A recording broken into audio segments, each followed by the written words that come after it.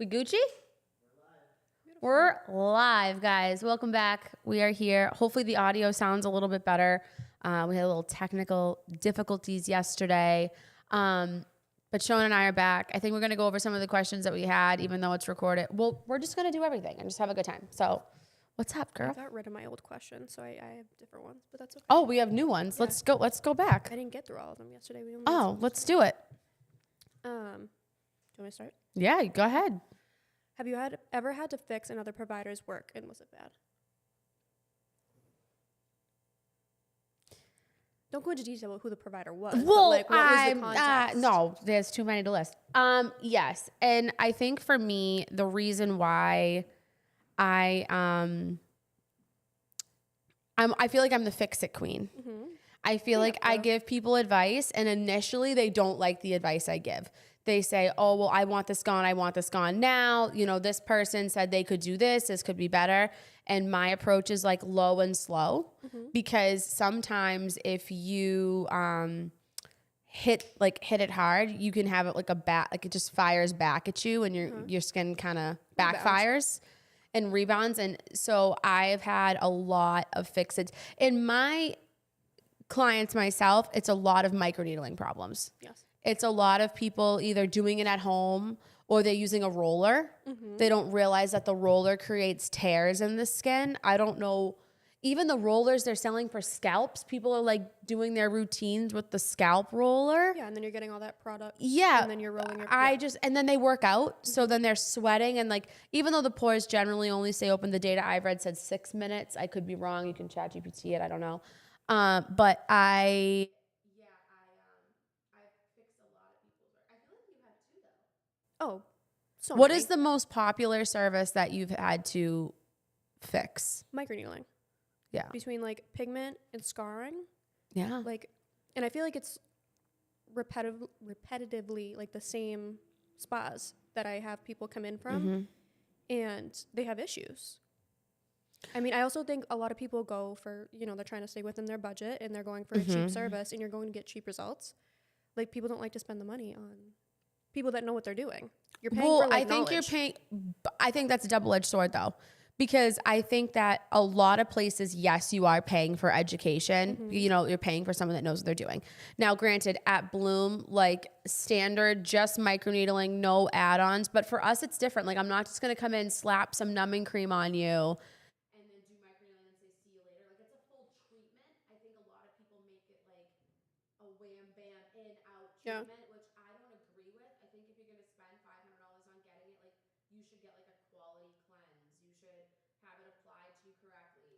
Make sure it's all off the skin. I think the also biggest problem with microneedling is people are not cleansing the numbing cream off. So they're infusing the numbing cream, and they're getting bad results from like an inflammatory response from the lidocaine. I think that is a huge problem. But I think that on the flip side, there are a lot of places that charge a ridiculous amount of money. And I watch these videos and I'm like, you're A, going to get scarring. B, I personally am just not a fan. And this is like against most protocols to most companies. I don't like the movement of microneedling. I have a problem with like, I like the stamping motion. I find better for my clients. That's just my opinion. That's what we do. We get a lot of great results. We're going over the skin a few times, obviously, to make sure we get everywhere. Maybe in some areas you're dragging. I think a lot of other people's problem is they don't have enough slip. So what happens is they drag it and it gets like caught. But I feel like that's like a correctable thing though. Like, as soon as you feel it getting caught, like, just add more slip. But the problem with this industry is that it's really fake in the sense of when I first started this show, it was called the Real Aesthetic Podcast. And I named this studio the Real Aesthetic Studio, and now we call it TRA, because it was about the real deal behind business and behind all of this. And it was supposed to be a place to create community over competition. And there is no good way to tell another esthetician what they're doing is wrong without pissing them off in their DMs. So like, there's no I'm not the aesthetic police. I don't care. Right. But if I'm gonna come and I'm gonna fix your face, it is mandatory. Like we know our policy downstairs, like before and after pictures are a huge thing. We need to like make sure we're taking that for insurance. But also just like doing it to the right clients, knowing which clients it's good for. I feel like this is also like a TikTok problem again, where it's like people have this mantra in their head that like beauty is pain, and people are looking for like Blood and like irritation when you just need like an even erythema. That's all you need. Yeah. But like people, Even then, like, some people don't get it. If you're doing like red light after, they're not going to leave super red. I think it's also a problem where I think the industry is very divisive. So these clients are coming in, they're getting numbed, they're getting stabbed, and they leave. Yeah. And it's not an experience. I think that is the biggest problem in this industry, is that right now everything is very device heavy, and we're losing that touch.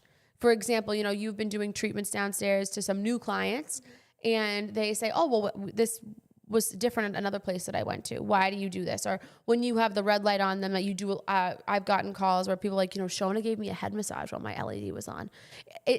It's little things like that. And like I said yesterday, these people are paying for that hour with you.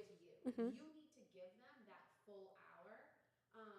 And I think that's the biggest problem. But yes, I have to get back to your question. Yeah, I've fixed a lot, and I think it's a big problem in the industry. That's actually a habit I'm trying to break, is like leaving the room during the red light therapy. I feel like for whatever reason, that's kind of like what everybody did, was like put them under the light. Yeah. Unless they tell you, a lot of my clients, they're like, I'm going to take a nap. Yeah, that's fine. Whatever. If that's what you need. If that, they're like, this is my only time to nap. And I'm like, great. Good. Well, you can nap, bro. You nap. But if it's like a client, we're chit-chatting, we're talking, I'm going to, you know, and I think I've also brought like the old school elements of things in, and people are going to be like, well, that's not medical. Why do you do that? Whether you're putting like warm mitts on their hands with like a hand mask or a foot mask, something little like that, even if you're not, I mean, obviously charge for like what you're doing, but like if you're just, if you can add something with no product cost to like low service, cost, why wouldn't you? Because there is a med spa, like we said, on every single street. What makes you different? It has to be the experience that you have. And I think that this year, my goal for Bloom, and although Bloom is going through like a crazy transformation, so keep on the lookout for that. Shona and I are going to be really excited to talk to you guys about that. But really hyper focusing on the experience of a client. Yeah, I think I get the gist of like who I'm with within like the first, like we're cleansing, we're doing all that stuff. If I find out that you're a mom, that kind of changes the game for me, because I know that like you have whether no you time. have a job or whatever, like this is your hour away from your children and away from your husband. Yeah. You might love them dearly, but like an hour for a mom is like a big deal to like be by herself and do something for herself. Just quiet. Exactly. So like if I get like wind of that, I feel like that changes the game for me for whatever reason. I also feel like I asked them, so what type of appointment is this? Right. Are you trying to relax? Do you want advice, whether it's about your skin or whatever, or is this therapy and you want me to listen to you? Right. Which all three are fine. I think estheticians, I think part of aesthetic school should have a psych portion. 100%. I think that is a super untapped market. Now, I am not saying estheticians should be giving mental health advice. I'm not saying that. But I think there is a lot that is dumped on you as an esthetician. People are telling you about their lives. And sometimes, have you ever see those memes where it's like going to work and you're like jamming music and you're like hanging out, but then the drive home is silent. You're like, okay. Like I think that's a big thing. I think that we should really just help our clients. I think positive reinforcement is always going to be good for them to, obviously, if it's like a good thing that they're doing. But I think psych should be an honorary degree that we should have. There's things I know about my clients that I 100% should not know, but like you're in like an environment with them where they're relaxed, and sometimes people just need to like get it out, especially when that's that like the hour that they're the thing is like you're so unbiased because you don't know them. Exactly. Like you don't know their husbands, their kids, their mother-in-laws. You don't know them, so it's kind of like you are a therapist in the sense because you're completely separated from their life. And the only version of their life you know is the version they tell you. Exactly. So they could be wrong. You know, there's three sides to every story. Who knows? I don't know them. But at the end of the, like, if what you're saying makes sense, and we're like, yeah, you got to do what's best for you. You know, I think that's a huge thing. I think that that's a problem for the younger estheticians coming in because they don't have the life experience to talk to some of these moms and connect to them. And those are the people that are going to be paying money for services is old, like 40s, 30s, late 30s, 40s, 50s. Yeah. You're not going to have these 20-year-olds that are going to come in. Like, what are you going to complain about? Now, granted, I'm not saying if you're 20, you don't have problems, but like they're significantly different when you have a family, kids, a huge job, something like stress. I feel like it comes down to like less experience and more like social skills because the majority of my clientele is moms. Like I don't work with a lot of 20-year-olds. I have like a few of my friends that come in or whatever for like an eyebrow. But like the majority of my clientele is probably mid 30s to late 40s. Yeah, you have like a sprinkle of some 60s and 50s in there. Yeah, I do. But like I feel I can connect to them. I think it's more just social skills and less experience. I don't have kids. Yeah, I think that no one has social skills now because they're so used to being on the phone.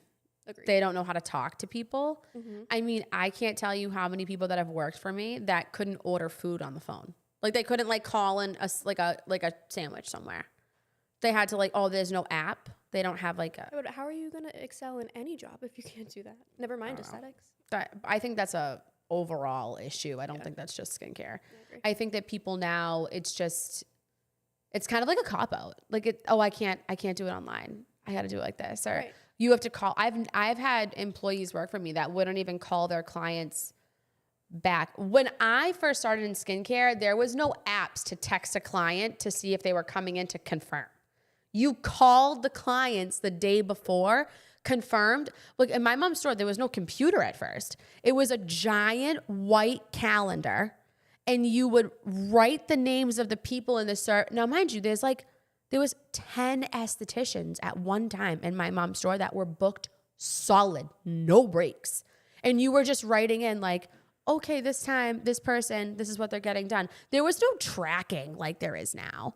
There was none of that. So you had to call people. I remember being like, my mom's first thing she had me do in her salons was inventory and confirmation calls. Mm-hmm. Like, hi, this is Alexis. This is Elizabeth Grady in Norwood. I'm just calling to confirm your appointment for tomorrow at 11 for a bikini with Karen. Like that was like my life. Yep.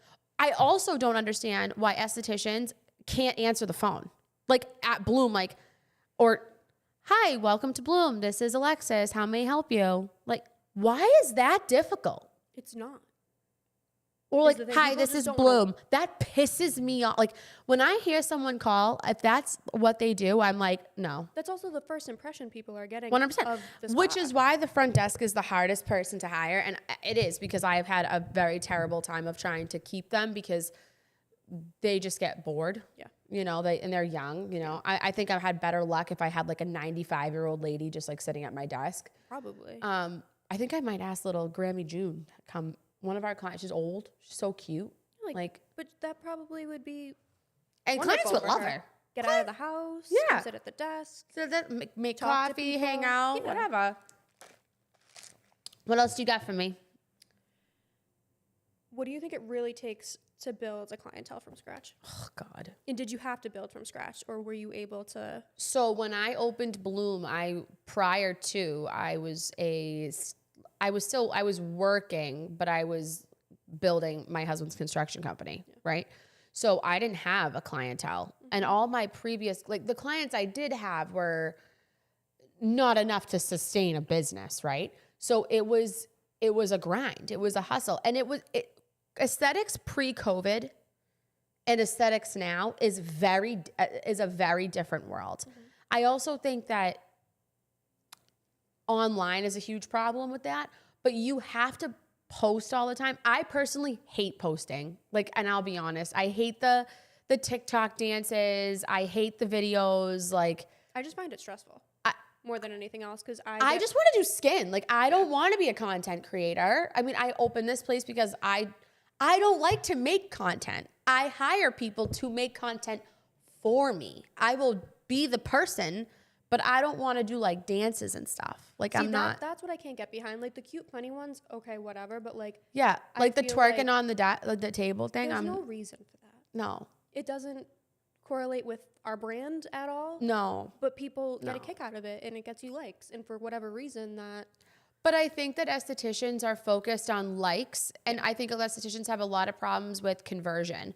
So what they do is they get the likes on this, but they're not looking at those likes to see if they're clients, could they be potential clients? Are we messaging them? Yes. Because that's what I did. So I would just post before and afters. I'd talk about stuff, and anyone that was either on the live feed, commented, whatever it may be, like whoever person was attached to it, I would reach out. And I would take, which I found out is illegal to put things in people's mailboxes. You have to actually send them mail. It's a federal crime. Don't do it. I learned that. Yeah, that was interesting. how'd you learn that? A cop told me, why was I touching mailboxes?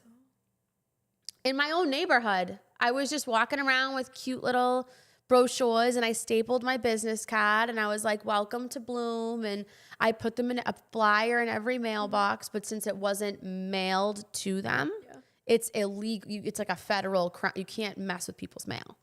But I wasn't trying to do Touching that. their mail. No.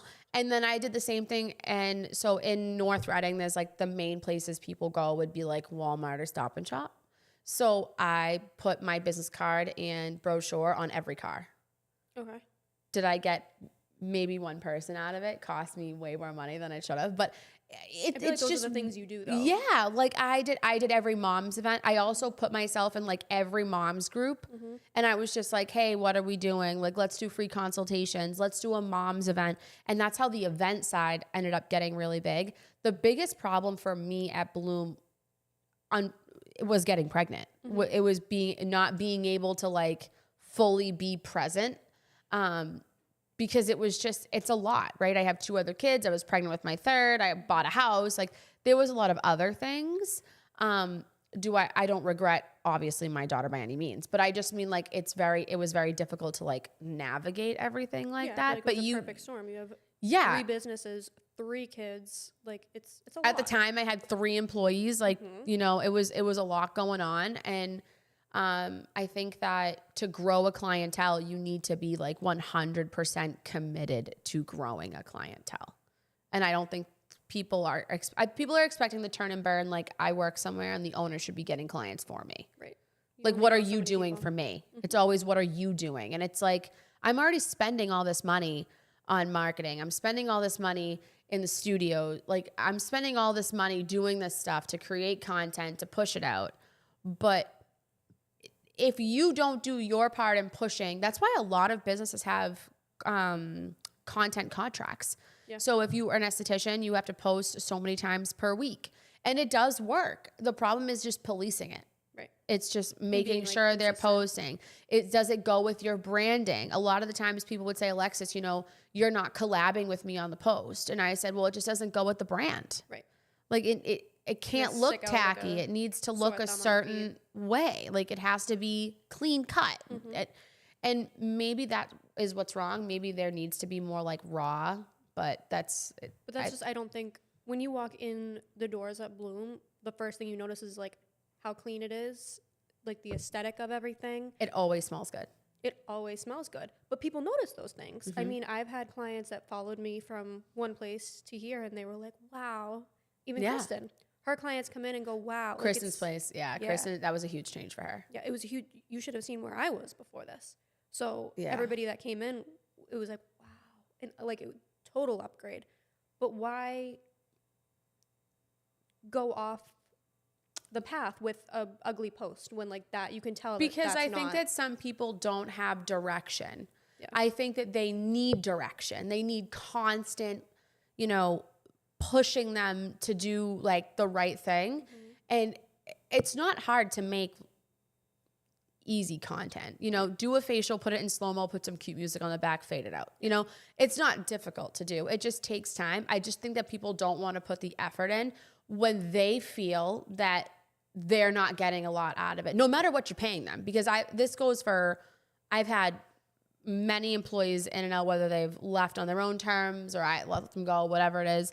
But it's kind of the same theme throughout them, is that they just didn't want, they didn't see the vision and they were like, no, we don't want to post. That's not what I'm into. I shouldn't have to do that. And since I, at the time, wasn't like pushing people to do it, they just weren't they weren't doing it. I don't really understand it. Well, me either. But Because you're not making any money. right. But at the end of the day, I feel people think that's your responsibility. You're the one paying them. So why would they have to do any of the other work that's not in the spa? Which I can understand, like, the mindset of it, but I think it's silly at the end of the day. I think that as an esthetician, you're in part, whether you get paid hourly or you get, that's why a lot of people are just paid hourly and they're not given a commission, because then it just gives them the opportunity, it gives the owner more control onto what their responsibilities are for doing as a W-2 employee. Right. Okay. I hate salary jobs. That is just something that I particularly don't like. I have always been into sales. Sales is something I've always liked to do. So being able to be in control of your income by what you bring in is you can get more. That to me is motivation. I have had people work for me that money is not their motive. I don't know what to do to make them motivated. So for me, it wasn't going to work. Like, if money's not going to motivate you, then what are we doing? Right. I'm with you on that. I feel like salary and hourly, at least for me, why would I be pushed to up a service or add an upgrade if I'm not? Yeah. If I Unless you're getting paid a significant amount. And that's why Exactly. some of these estheticians are making $30, $35 an hour. But they're also getting the results. The problem is if you're being paid hourly like that, right? You need to be doing services enough that are, you need to be pushing your services to make that money. Why am I going to keep Making you enough to on pay as yourself. exactly. Why am I going to keep you on at $35 an hour if you're not making- producing? Right. Like, that doesn't make sense. So you shouldn't even be given that opportunity. But I think that the schools set you up for failure because they tell you this is what you're worth. But out of school, you're worth nothing. Not a thing. Nothing. Great. I love that you went to school. I appreciate that you did that. But you know nothing, right? If you've Everything I learned the hard way, doing it on on the a job. client. Yeah. Yeah. I messed up. I made errors. Those are the things that had to happen for me to learn, because everything you learn in school, one, is outdated. So outdated. It's the bare minimum. There's You're learning to no- pass a test. That's what you're learning is Yes, to pass a and to, state like, board not kill exam. anybody. That's like Yeah. it. But I think that's the truth in any industry, whether you're a doctor, you're a nurse, an esthetician, a hairstylist, you're studying to take a test. And then from there, it's your responsibility to do like assistant programs. What I used to like that Massachusetts did was they had a leveling system. So you had to work at a place for 2 years to have one type of license. And then after 2 years of working for someone, you could apply for a different type of license, which would allow you to work anywhere you want or open your own business.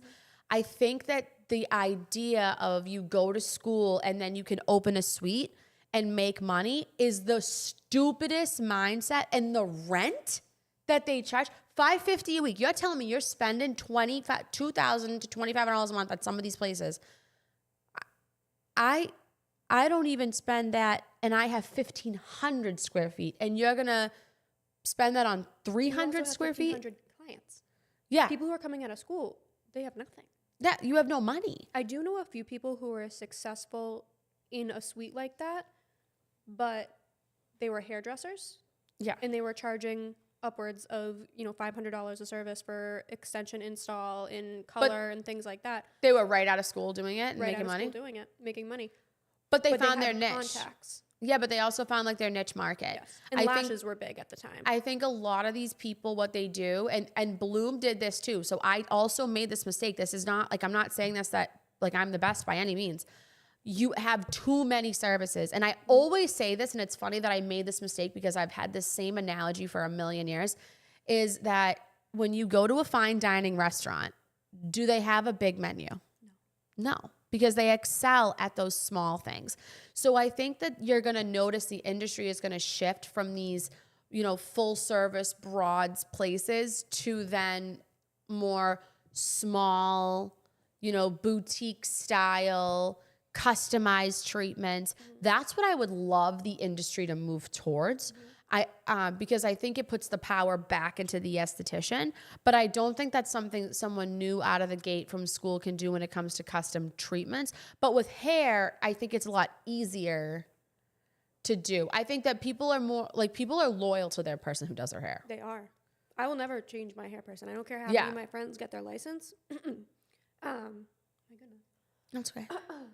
But the guy that does my hair will forever be the guy that does my hair. That's it. Exactly. But people will cheat on skin people for a deal They will. because they see it on TikTok and they're doing what these influencers tell them to do. Yeah. I mean, I have clients that no offense to you, but they won't even go to you. Like they literally will be like, I'll go to Lex only. And same vice versa. You have clients like, no, I love Lex. She's great. But like, I just want to go to you. You're going to have those loyal people. But the problem is you're not going to, if you're constantly relying on new people and you're a new esthetician, like you're not going to have that. I think retention is a huge thing once you get these clients is to maintain them. I do think part of the reason people are so back and forth with their providers with aesthetics is because there's such a rotation on employees in spas. Even we had a little bit of a rotation before, and clients that were once somebody else's are mine now. And I always start off with being like, hey, I understand me and so do things probably a little bit differently. If there's something I'm missing that you enjoyed, let me know. I am happy to add that in. Or if there's something you feel like she was lacking that I can apply here, let me know. And they're always super cool with me. Yeah. They're fine But with because switching you're over. open with them. Right. But by the end of the facial or whatever service I'm doing, they're happy and they've always let me know that I enjoyed it. Everything was perfect. Or some people have been like, oh, she used to do this. Can you? Absolutely. That's fine.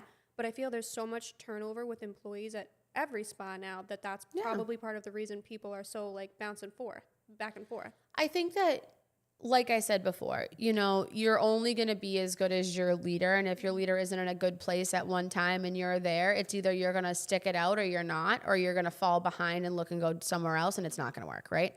So I think that for estheticians, the reason why there's such a high rate of people leaving is because they expect so much, but they don't put it like in any other job, right? If I gave you a task list to do during the day and you didn't do it, it would be 3 strikes, you're out. Right. When you're left to your own devices at a place, because whether the owner can't be there or she's not up your butt or she's not, if you're not doing those 10 tasks and all of a sudden things start to fall short, your value to the owner isn't there. Right. And you, as an owner spending, and it's a lot of money to have an employee. Like people don't understand like what goes into building a business. I mean, you have taxes and in Massachusetts, you get taxed on everything. Like you get taxed to buy stuff, you get taxed to sell stuff, you get taxed to, and people say, oh, resellers. No, you don't. That doesn't always apply in Mass. I learned that the hard way. You have, payroll tax, you have this. And people don't understand, like, great, is that the employee's problem? They say, no, that's a you problem. That's not a me problem. But if you're not... When that outweighs their worth. Yeah, when you're not making the money, then, like, what are we doing? Right. Like, why are we wasting our time? I think my biggest issue with people is since I'm so, like, money-hungry driven and they're not, you have to hire people that have the same goals and mindsets. Unless there's a disconnect. 100%. But I also think people... It's like a relationship. Like it's like a boyfriend, girlfriend. It's like a high school relationship. In the beginning, it's like that lovey-dovey, oh, I'll do anything. Oh my God, I'll get all this done. Bop, bop, bop. And the second you give them like a little bit more on the leash, it's like things start to trickle and fade. And I think for me, I was always not nervous, but very like, oh my God, like the owner's going to come in. I want to make sure this is done right. Or, my director's going to ride along with me. Like I'm going to get my car detailed. Like we're going to go to these places. I already know what car, like I was very much a planner. Yep. So from like very type A, for me to like, I can't hire type B estheticians anymore. And that's what I was doing. And that was a big, like I went to a mastermind thing and that's what she was saying. She was like, you have to stop hiring the type Bs. You need type As because type Bs are just not going to get it done. And eventually they'll fizzle out. But those estheticians will go to places that want to baby them and that will give them clients. But all these big chains, like they're all not doing the best. They're not doing the best, and you're so replaceable. Yeah. Here, like me and my clients at this point in time, at least have like a solid relationship. I Yeah. have a solid relationship with you, and I feel if I were to leave, something would be lacking from Bloom. Personally. 100%. And I enjoy feeling that way. Like I like to know Yeah. that I add something. You Bloom. add value. Yes, 100%. exactly. In a place like that, Catherine Hines is pumping out estheticians like nothing you've ever seen. They'll take one of Yeah. those, put you.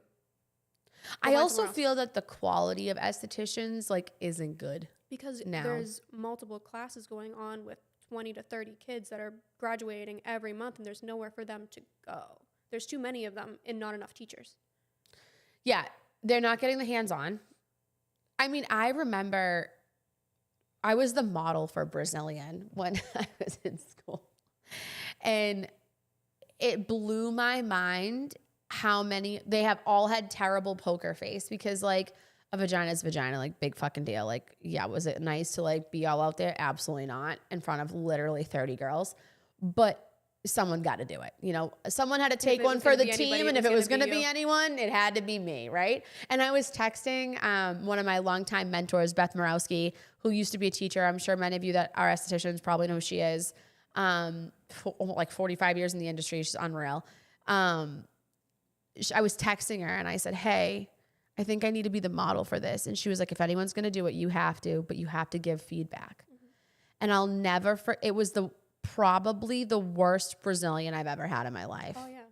Like, but it wasn't We had kids to do doing it. It was the everybody. teacher doing it. And I was like, what is Oh, because you're happening? the model. I Okay. was the model. So like I'm laying there and she's showing them how to do it. I'm not a flicker. So she would lay the wax down and she wouldn't leave enough of like a lip to pill it up. Yeah. So instead of just like picking it up, ripping it, putting pressure, she would pick it up and like flick, flick, flick. Hair, And hair. that makes sense if you're like at the end and you're trying to just roll off a couple pieces of hair that are left over, but not when you have someone full grown in. Like, what are you doing? So I was like dying. I'm like, oh my God, this is the worst thing ever. But in their faces, because they can see me like wanting to cry. And when you get someone in that position, they start to sweat, which is the worst possible outcome. I have one sweating client that refuses to do laser, and she just comes in, and I have to like powder her like nothing you've ever seen. Because Oh yeah, you baby can't powder all wax. day. Baby powder all day. But the faces of these girls watching a Brazilian, like they couldn't do it. Like we said yesterday, I don't understand like why people are so skeeved out by the body if you're gonna touch it. Right. Like, You know how many girls opted out of Brazilian Day and still graduated? I think that's wrong. No, if you are not going to participate, you do not graduate, is the way that it should be. Because why are you not going to train on a service and then go? You might have to provide that service at a spa that you work at. You don't know. Well, I said this to my husband the other day. I was like, can you imagine if Shona called me and said, Alexis, I don't want to do hydrofacial anymore. I don't want to do the IPL anymore. I don't want to do brows anymore. I only want to do this. And I would be like, okay, well, like, what am I supposed to do with that? Right. You know what I mean? You can't, like, this is part of your scope. You accepted this You job. can't be a nurse and not want to do IVs. Yeah. It's the same thing. You can't have a job and like pick and choose what you want to do. No, then just open your own thing and struggle. Right. But I don't think they understand the struggle until they're in it or how expensive it is. Just like stupid shit, like 4x4s. Yeah. Like, why is a sleeve of 4x4 so expensive? Uh-huh. Like, they don't understand that. So I think that's like a hot take that people don't understand is like the cost. So a lot of these services that are expensive, it's because the stuff to do them is The product ridiculously cost. You're not expensive. actually making that much money off of the service. No. I also don't love about estheticians. This has happened to me many times. You've never done this to me. And it's true because she's actually the only person that like called herself out on it, was like, hey, is when you work somewhere and you do services on yourself, no one asks like, hey, like let me pay costs for that. I think I did I a have lash ne- lift once, and I was like, I'll Yeah. put $12 in the drawer, like however much Yeah. it was. Yeah. But No, because people that's don't do slimy. that. People don't do Don't that. get me wrong, I will dermaplane myself. Oh, well, whatever, I mean, 'cause I'm not worried about a blade's at dermaplane. 25 cents. But that would be stealing, and I don't Yeah. steal. That's all that is using product that you bought. That's like going to your house and taking a lamp. But I and- also think that like you also have to understand the value. So even though like IPL and all of this stuff doesn't have like a physical cost to it, right? There's a bill associated with that every single month. So regardless of you having no product cost, I think being like, hey, I'm going to toss you this for doing this on myself, 50% off services. Okay, that makes sense. Makes sense. But people don't, estheticians don't do that. No. I've had 2 in my entire There's owning like career. a huge sense of entitlement in people now, and I feel like that's the issue. Oh, I work here, so I'm just gonna do this. Oh, I this, do and a that. lot for you.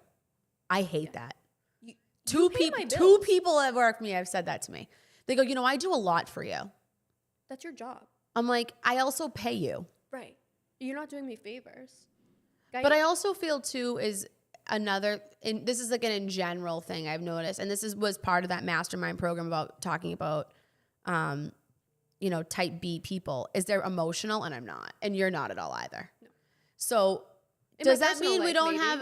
Not Yeah, here. but does that mean like we don't have moments where we're driving in our car and like we're so mad, like we're crying? Okay, yeah, that happens. We're You walked in this humans. morning. I was like, I'm going to chuck the card reader out the window. Those were my exact. I didn't say Yeah. hello. I was No. like, I'm going to lose my I was like, mind. hey, what's up, girlfriend? And you were like, I'm chucking this thing out the freaking window. I'm done. I It's can let going you in know when I'm traffic. frustrated, but I'm never gonna. I'm never gonna walk in and I'm going to be in tears. That's never gonna be a thing. No. And I think a lot of people are criers. And I can't identify with that. So maybe that's a bad quality on me. I don't know. No, it's just who you are, and that's people. People are different. It doesn't make you Right. bad. Yeah.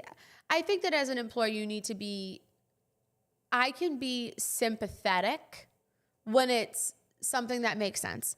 You're crying about someone dying or whatever, or you just broke up with someone. Yeah, I there's things going on at understand home. think you being emotional in that sense. I am not going to empathize with you if you're crying over things that are stupid. Like, Or fixable. or like, give me a solution. Stop crying. What's the solution? Because if sitting here crying ain't gonna fix anything. But that's just because how I was raised though too. Like there was no crying at my house. Like you were like, pick it up, keep going, move on. See, I was always somebody that was. If I made a mistake, there were tears, but it was like about me. It was never about anybody else. I feel like you were more pissed off at yourself and embarrassed than you were. I live in a constant state of embarrassment. But I've learned to live with it. It is what it is. Oh my God, like nothing you've ever seen to be in my head. But Why? I know that that's my own For problem. someone It's not- who's so pretty too. Like, Oh my God, no, I am like hyper aware of everything that I do and everything that I say, and it drives me mental. But that's not your problem. I feel like I'm that way sometimes. Like when I record these and like these are live now, like I look in the back of my head, I'm like, oh, this person's gonna think this. But then I look at it this way. When you watch a video and you think it's about you, even though it's probably not, you probably should have some reflection of what you're doing. 100. Because If the I know shoe there's fits- gonna be people that are gonna watch this and they're gonna say, well, she's talking about me and she's referring to me, and I'm probably not even No, referring because to there's you. multiple of everybody that we're talking about. Yeah, yes. And are even some that were multiple before you and the team that was here when you were here. Yeah. There was people before you that, and there's also been people I've worked with at other companies that have done the same thing. Yeah. So it's like, it is what it is. And again, don't get me wrong. There have been times where I've left after work and cried on my way home. But again, it's not your issue. Do you know what I mean? Yeah. Like I not also talking think- about anybody who's ever shed a tear. But like, Yeah. there's no reason to be crying in your place of work. No. And I think that it's very difficult when you own a small business that, especially myself, and I have been very guilty of this many times, where you blur the lines of being friends and employees. And I think that was a big mistake on my end because I relied on people to help me out with things because I was so it was so chaotic. And until I was able to really hone down my schedule, figure out what was going on, then I was able to, build better.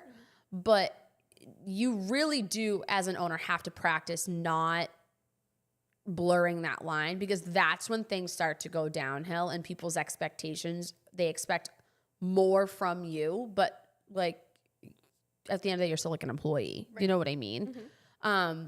But if you called me and you were like, Lex, I'm stuck on the side of the road, I'd be like, cool, where are you? Like, I'll come Right, help you and I out. probably would call you. And Yeah. Because I know you'd get it done. I know you would show up. I'm and waiting change 3 my hours tire. for AAA. Can you change a tire? Sure. Right. Where are you? Like, I'm in Exactly. Saugus. Great. I'm sending my brother.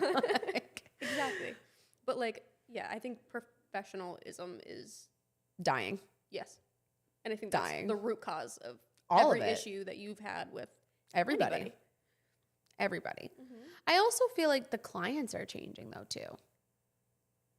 I just feel like people are expecting too much.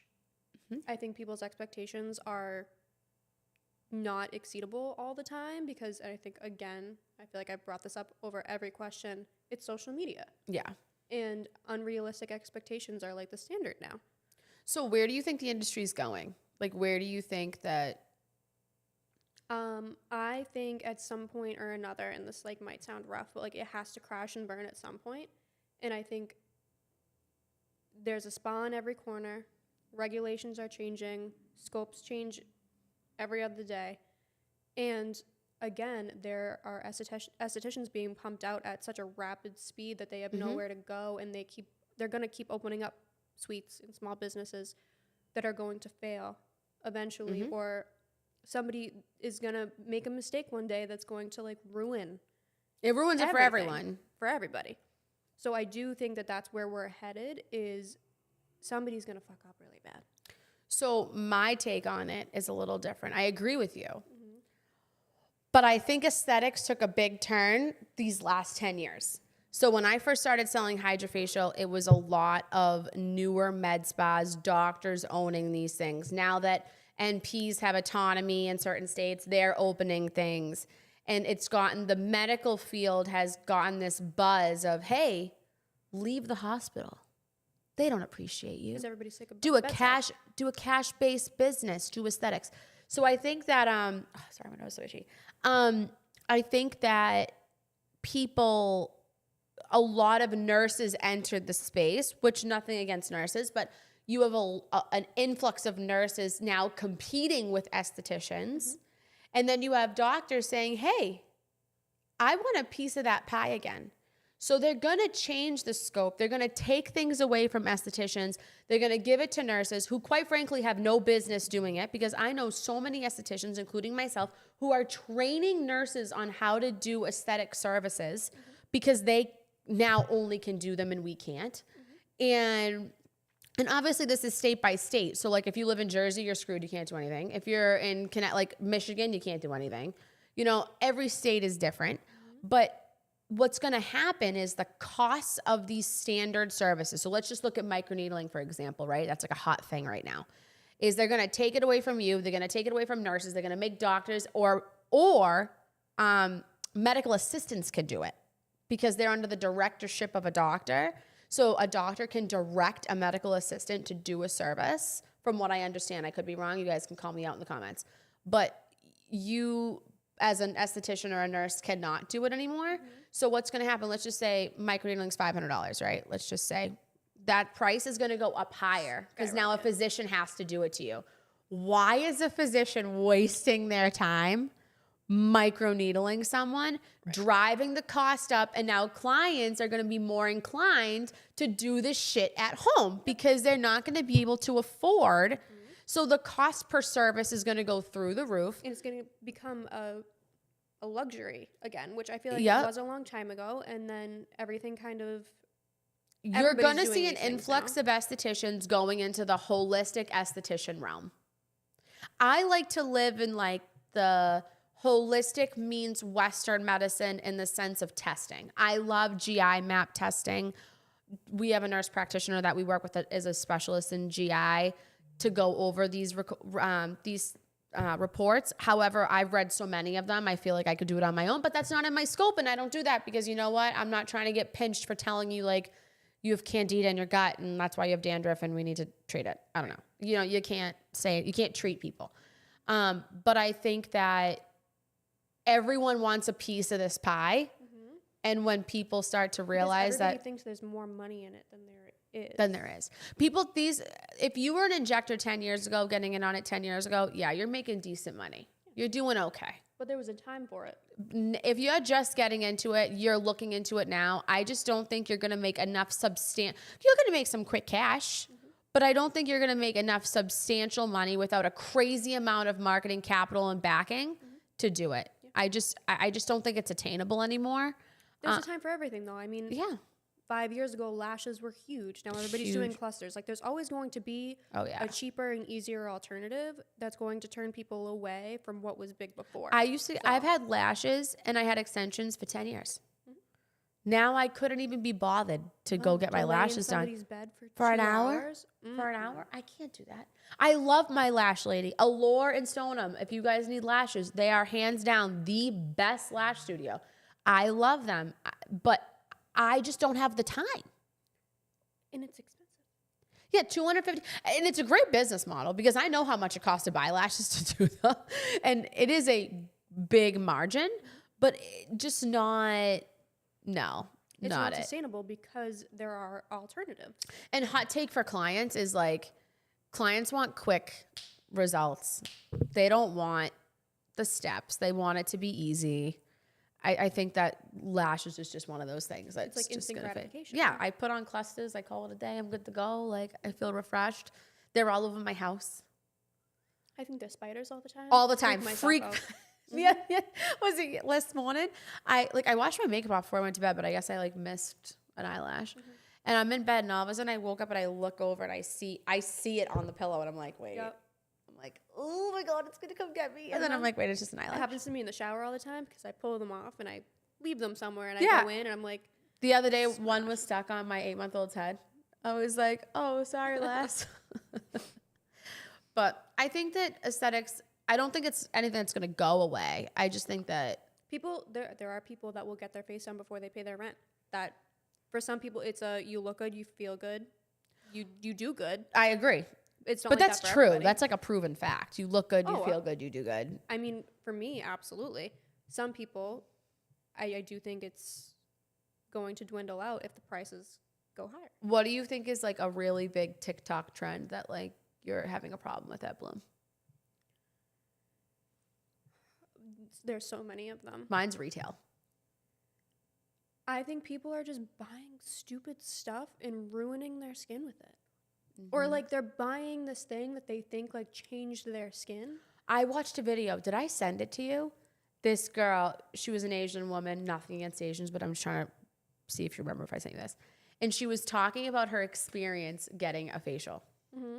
And she's like, I told the esthetician, I have very sensitive, I have to find it now. I got to watch this video again. I got to find it. I got to pull it up. Everybody has sensitive skin. I have sensitive skin. Oh my God. And it was a male esthetician doing her skin, which is fine. Who cares? And we were doing a cleanse and I could feel the burn.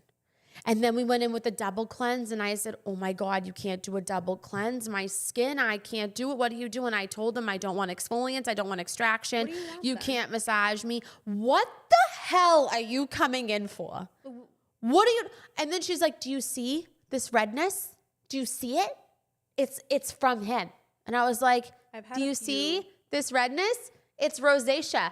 It's from your stupid retinol you're using the size of like your whole palm on your face every night. That's what it's from, Sweet Cheeks. Oh, I have an answer to your question. Steroids and antibiotics. Everybody is on some sort of medication for their skin because people are on TikTok saying, oh, I went on this. I went to my derm. They gave me this. Spirulactone, Accujane. Yes, that and tretinoin, and people are using palms of tret. Yes. You're ruining your skin. And as soon as you come off that, because that is, for most people, temporary, and it's not a forever solution, you are going to have the biggest rebound issue. Mm-hmm. I personally have struggled with it because you know how I am. I have autoimmune issues that give me skin problems, and I'm on a steroid all the time.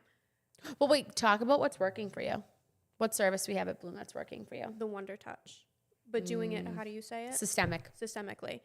So I just lay there with the cuffs on. And you have beautiful. Significantly less inflammation. I've done it twice.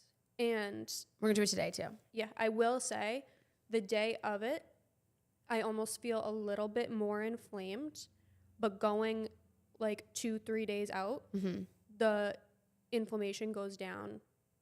So how much. Wonder Touch works for people that don't know, it is monopolar radio frequency. Doing it systemically, we put the cups, it's done with your hands or with a handpiece. We put the cups on the ankles and the positive energy on the wrists and let it flow throughout the body. So it's raising the body's natural temperature. We do have studies that show that it does increase your body's natural production of ATP. It's going to help reduce inflammation. This device was specifically made initially for sports medicine and reducing inflammation. It was made in Europe. It was not a US made device. It is not a China made device. It is a European device. It has data for over 20 years. XOD, the company I work with, brought it here about 8 months ago, got its FDA approval, and it is doing magic. I just love that it wasn't initially made for aesthetics. Yeah. And was brought in for a reason. Like, it wasn't something that was, oh, we're going to try and make something that does this. So they were doing figured knees. out that it did That's that. how they figured it out. They were doing people's knees, and they were realizing that, wow, the skin above the knee is getting like really nice and tight. So that is why they were there's like, so let's do many indications. Different ways Even it can be systemic for melasma. Amy Which I Medeiros is unbelievable. She's the clinical director. She's been a nurse for 25 years. She's been in the industry. She was doing it on herself for melasma to see how it would work. And she also noticed that she's like, gets gray hair, right? Every month she got a color. And she's like, Alexis, I haven't had to color my hair for like 6-7 weeks out versus 4 weeks. I'm just not getting the gray regrowth. And a lot of what data that I've read is it's a circulation problem is what people are getting these gray hairs. So, and I could be wrong on that, but that's just what I read. So it has so many other indications that I think it's going to be, Wonder Touch is the only thing that has me excited. Like Hydrofacial had me excited in 2014. That's like, there's nothing else that excites me. That and Breeze. I really do like the Breeze. I like the Breeze too. I think the touchless is the way to go. I think especially for people who are more reactive, because The rosacea clients, beautiful. Beautiful effect. I like Hydrofacial, but I don't think suction's for everybody. And Yeah, 100%. the Breeze is like a really great alternative. For everyone though. Yeah. Like there's not a skin type you couldn't do with it. Especially because everybody is sensitive now. People use that word very freely, and I feel if you're going to do Sensitive anything is on like the sensitive new skin- term. I'm sensitive. I've had so many clients like that recently that again don't want me to do I'm anything. over it. on You're them, not but want sensitive. results. Your skin is probably not sensitive. No, you're just using. It's stupid probably things. it's probably sensitized by the product that you're using. Or the But 18 products that you're using. yeah. I also feel like there needs to be a dose of reality in skincare. This is one of my other questions. Go ahead, do it. Have you ever refused a client 1000%. and why? Many reasons. I've had multiple clients come to me and they say, well, I want to do this. I want to pay for this. This is the service that I want to get done. And it'd be the first time I'm meeting them, a lot of them. And I have been like, no, we're not doing that. Love the idea that that's what you want to do. But my low and slow method of learning your skin and seeing how your skin works and starting at, safe levels and work, not saying we go to like unsafe levels by any means, but you want to get to know the client and get to know their habits, get to know their home care. If you come into me and you're like, hey, I want to book a treatment with your nurse practitioner doing an erbium and blasting my face off, no. Well, people also lie about their home care, their medications, 100%. their medical history. And the only way that you're going to find out for sure if people are being truthful with you is working on their skin gently first. Yeah, and I've also had clients that just made me feel uncomfortable. Yeah. Like I'm doing their face and I'm just like, For honestly, clients that are never happy. yeah. And I don't think it's bad to fire a client, but there's a way to do it. Yeah. You can't be a jerk. I think it you makes can't. you a better esthetician to tell people no for certain things than to just do it because you're going to make a quick buck. I also have clients that, have you ever had like a client that like probes you a lot on questions? Like they know that like Yes. they're wrong and they're just probing you for an answer. And I'm like, listen, if you want to sit down and have a conversation with me over coffee, I'd love to do that. But like, if we're going to go tit for tat right now, like you're not going to win when it comes to this. Like you're not going to win, but I kindly just don't care. Like I'm not here to prove myself to you. You're either trusting me with your skin or you're not. Right. And People who come in thinking that they know better than you, or coming in with somebody else to have them talk to you, but also giving their 2 cents every 2 minutes because they think what worked for their skin will also work for their friend's skin, and they want you to do on their friend exactly what you did on them because that worked. yeah, no. But their skin, they're a fits 2 and their friend is a fits 5 and they have cystic acne and they did not. Yeah, I have a big problem too, to pivot off that, is like people not knowing what the Fitzpatrick scale is and like It how is it works. The first thing you're taught in aesthetic school. Yeah. You go over it about 500 times and you can really hurt somebody. Yeah, it's kind of one of those things. But I think that like they just don't know. They don't understand. People don't understand the color of your skin depicts what kind of services and products are good for you, and the intensity what the of the way that you general do outcomes could be. Whether you could, I mean, you're not going to generally you're not going to hypopigment someone that's a fits 1 or 2. You know what I mean? You're never going to use a lightener that much to get that response. You're probably not. Now, has there been cases? I am sure, but like you're not going to take a fits 5 and do a big just a giant treatment on them and accept and with no prep. Microneedle like this. Or do a triple transformation peel. Yeah. You can't do those things. And I got a Moxie BBL once a month. Like, what I'm are so you sick doing? Of the Moxie and BBL. I'm so sick of hearing The about marketing it. is great. I'll give it to them. Everybody's talking about it. I want all the Moxie time. BBL. I want Moxie and BBL is just a broadband light. Okay, great. So like close to an IPL. Okay. And then I believe it's a 1927. So like you can get better results that are a little bit more ablative with stacking an IPL, which I love our IPL because it's the IPL with the SMT, that sub-millisecond technology. So you can really hone in those results a lot nicer. With that and you could do an ablative or non-ablative 2940 erbium. You can get the same, if not better results. It's just Because you can be more precise. yeah, and or you could do a 1540. You want to go down a little bit, do a couple more treatments, give less downtime. Like I said, I think a lot of these treatments are very devicey. You have people, I can't believe how many people who are not a CO2 candidate are getting CO2s. We do not have a CO2 at Bloom. I don't do CO2. Obviously, I'm not a nurse, but we don't offer it. I think the downtime is too much. I don't know any of my clients that can commit to the length of downtime that these TikTok influencers can do. I feel like people walk around with like no shame anymore either. So downtime isn't downtime anymore. It's I'm going to walk around the supermarket with my face peeling off and I do red that. and they don't care. Right, but we're like in the industry. I have those I have to buy more of them for Bloom because for the summer we use them. They're like these sun shields. They're like, they look like a ski, like the ski goggle colors. They're really cool. And they completely block the sun out for people that are doing treatments, which I really like. And I walk around with that on like a lunatic if I wanted to do my face. But I'm also not doing big boy treatments like that in the summertime here. Because you shouldn't be. Yeah. There's no reason to be doing that because people lie. Yeah, I'm You're going to just stay out not. of the sun and wear your SPF? Yes. No, you're not. You're So- going to go to your son's baseball game and sit in the stands. and bathe. That's all you're going to You're at the soccer game and you're sitting there baking in the sun, lady. You're not. What is the biggest thing in aesthetics that pisses you off? I know what it is.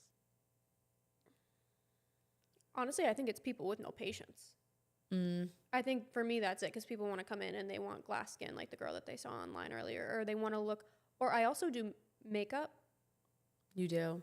And do you know how many inspiration pictures I get of Kim K? You don't look like Kim K. Like, I hate to break it to you. Kim K doesn't look like Kim K. No, like So let's be real. If you are like an Irish girl with freckles and like a wide face structure, there's only so much I can do. Do you want the bronzy look like Kim K has in the picture? fine. Earthy neutrals. I can do that. I'm loving That's the color fine. palette. If you're telling me a picture based on color palette, love it all day. But they don't like it on them when I do it because It doesn't they go don't with look their like tone. Kim K. They don't. There's only so much I can do to make you look like a Kardashian. And it's the same with facials and microneedling and peels. Like there's only so much I can do. What I'm doing, I'm an esthetician, I'm not a magician. I'm not changing your facial structure because a lot of the time people find issues with their skin that is based on facial structure and genetics and skin tone that are incorrectable because that's just what you look like. And I feel people are ruining natural beauty with aesthetics. People are going too far. And I'm an esthetician. I want you to do the services. I make a living based on what you do. But the right services. I don't want to make you look like somebody else. Like I really don't. I want to accentuate what makes you you. Exactly. So yes, I think that's my issue is people thinking that I can change who they are, which I cannot do. And there's no reason to. I also think that diet plays such a huge role and everyone, it's okay. Minor things flying in the back over here. I think another thing that like gets me is people, I just lost my total train of thought. It's totally fine though. You can't change diet. You know what I mean? Like you can't like change your skin if you're not changing your diet is what I meant to say. Yes. So if There's you're root going to, causes. it's what you put in is what you get. You don't put cheap gas in a Ferrari. Treat yourself like a Ferrari. That's what I tell everyone. Whatever kind of bougie car you want to think of, I always just say Ferrari, but like whatever it is, you want to look like that, you got to take your skin. It's a lifestyle. Yep. It's not, you're not putting cheap stuff in there. You're not going to get it. And that's not to say that you have to spend $1 million on treatments and stuff. You could do it within your budget, but just be smart about it. I think that's, my ending thought of today is like, if you're going to spend this money, go to someone who's going to do a consultation with you to go over the goals that are realistic for you and be open-minded and be patient because you can get the great results, but you just have to take your time. Yep. What's your advice for estheticians?